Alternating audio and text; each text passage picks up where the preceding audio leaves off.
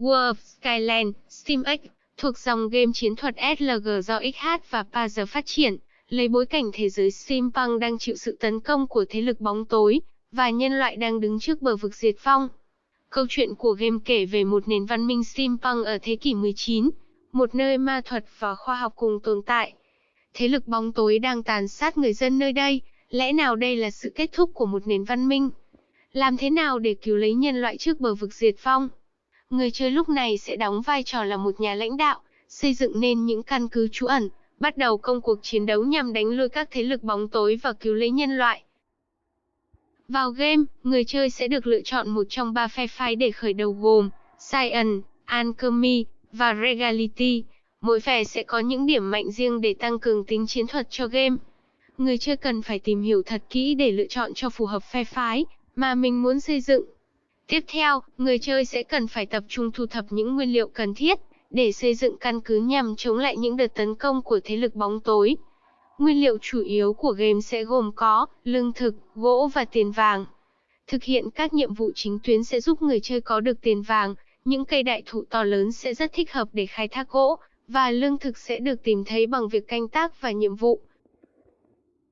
Sau khi đã có được một lượng tài nguyên đủ, người chơi sẽ bắt đầu tiến đến bước tiếp theo là xây dựng căn cứ. Lưu ý rằng, công trình người chơi nên xây dựng và nâng cấp song song với nhà chính là tường thành. Bởi vì không giống những tựa game khác là, chúng ta sẽ chủ động đi khiêu chiến để cướp tài nguyên, mà thế lực bóng tối sẽ tấn công bất ngờ. Sở hữu bức tường kiên cố sẽ giúp bạn an tâm hơn nhiều đấy. Ẩn nấp mãi cũng không phải là cách, hãy huấn luyện những đội quân hùng mạnh, và sẵn sàng tinh thần đương đầu với thế lực bóng tối.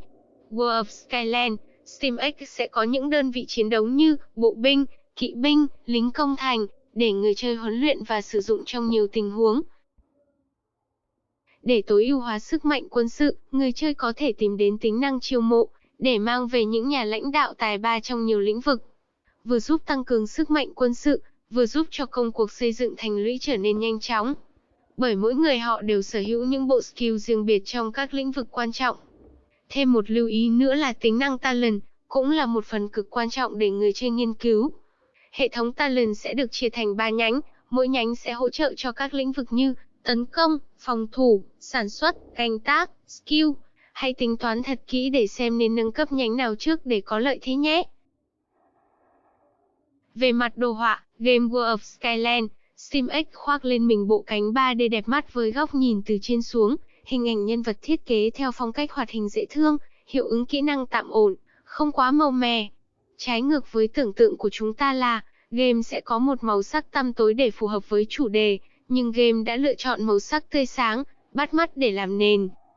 Nhìn chung, game World of Skyland, SteamX với lối chơi quen thuộc, đặc trưng của dòng game SLG, hứa hẹn sẽ là một tựa game không thể thiếu trong giỏ hàng của những tín đồ SLG.